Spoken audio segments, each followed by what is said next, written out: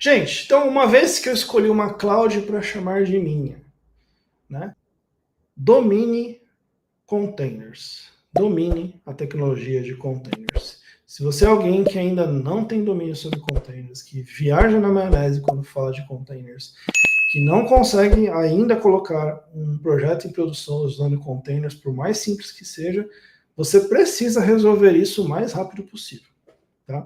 Eu acho que é até talvez mais importante do que você, de repente, dominar um framework, tá? Correndo o risco de ser xingado aqui por muitos.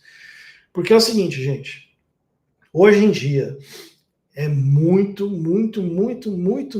raro você ver uma aplicação distribuída, uma aplicação que muitos chamam de cloud native, uma aplicação que está em nuvem, etc., e que a comunicação entre os diversos serviços ali não está sendo feita em containers.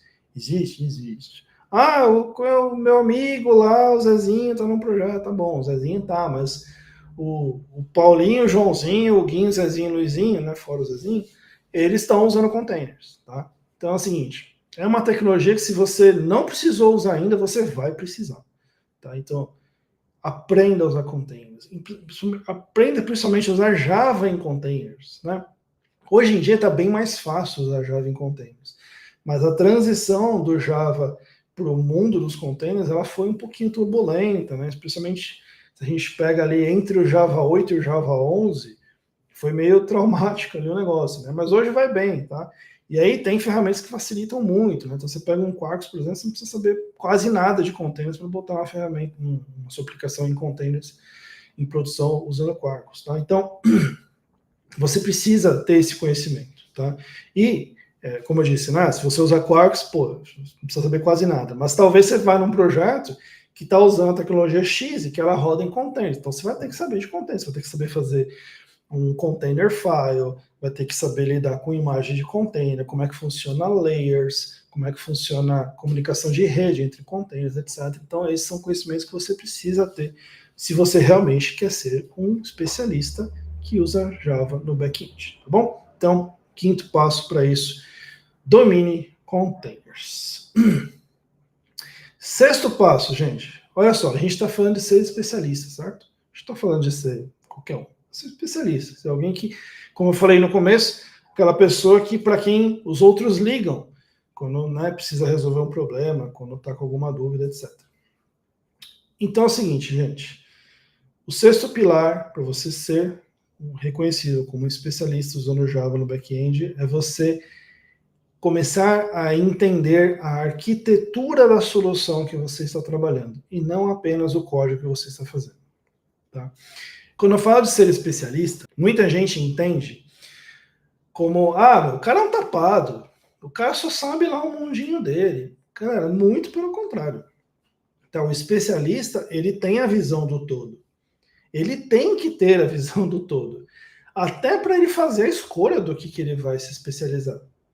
Né? Como é que eu vou falar, digamos no meu caso, eu me especializei em Java, pô, mas também, né, eu só tive contato com Java, eu nem sabia que existia outra linguagem, então não, aí não é uma escolha inteligente, tá? Então assim, o especialista, ele tem que ter a visão no todo. E o arquiteto, especialmente o arquiteto de soluções, ele precisa ter essa visão no todo.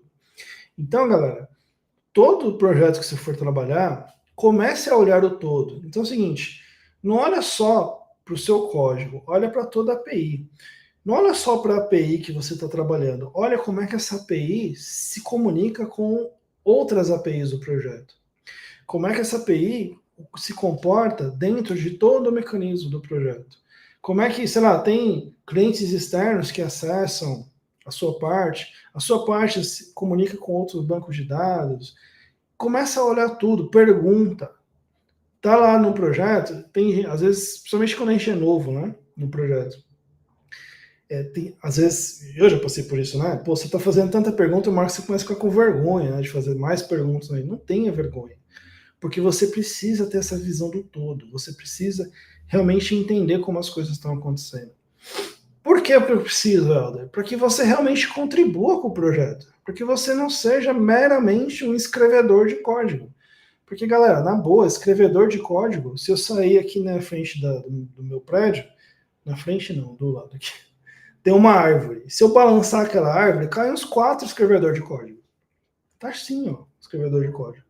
Agora, a gente que entende a solução, que entende por que foi feito daquele jeito, que entende, inclusive, se foi feito de um jeito que não era ideal, por que foi feito do jeito que não era ideal?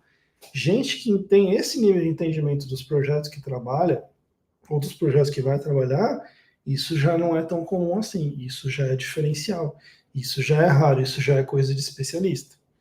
Tá? Então vá a fundo. Até anotei aqui, né, que a única pergunta ruim é aquela que não é feita. Tá? Então, assim, você nunca vai pecar por querer resolver o problema do seu cliente da melhor forma possível. Né? Agora, você pode sim pecar e errar muito por acomodação, por medinho, por vergonha, etc. Você fala assim, ah, não, eu vou fazer só o que me pediram aqui, eu vou olhar só para o que pediram aqui, só para o meu bloquinho de código, e aí as outras partes alguém pensa nisso, tá? Não é a atitude de quem realmente quer ser lembrado e reconhecido como especialista naquilo.